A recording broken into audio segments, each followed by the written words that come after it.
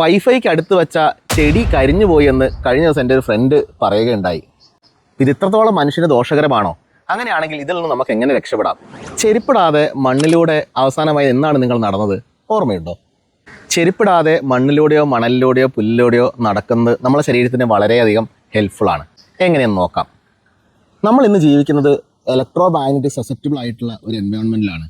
എല്ലാവരുടെ കയ്യിലും മൊബൈലുണ്ട്, കുറേ അധികം മൊബൈൽ ടവറുകളുണ്ട്, എല്ലാവരുടെയും വീട്ടിൽ നിന്ന് വൈഫൈ ഉണ്ട്.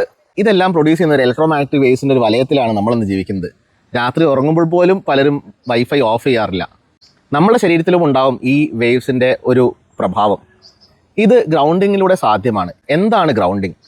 മണ്ണിലൂടെയോ മണലിലൂടെയോ പുല്ലിലൂടെയോ നമ്മൾ ചെരുപ്പിടാതെ ദിവസവും ഒരു 3 മുതൽ 5 മിനിറ്റ് വരെ നടക്കുക. ഇന്നത്തെ ഫ്ലാറ്റ് ജീവിതത്തിൽ ഇത് എത്രത്തോളം സാധ്യമാണെന്ന് എനിക്കറിയില്ല. പക്ഷേ ഇങ്ങനെ നിങ്ങൾ ചെയ്യുകയാണെങ്കിൽ തീർച്ചയായിട്ടും നിങ്ങളുടെ ബോഡിയിലെ ഇൻറ്റേർണൽ ഇൻഫ്ലമേഷൻ കുറയ്ക്കാൻ നിങ്ങൾക്ക് സഹായകരമായിരിക്കും. സോ ഒരു ദിവസം 3 മുതൽ 5 മിനിറ്റ് വരെ ചെരുപ്പില്ലാതെ മണ്ണിലൂടെയോ മണലിലൂടെയോ പുല്ലിലൂടെയോ നടക്കുക.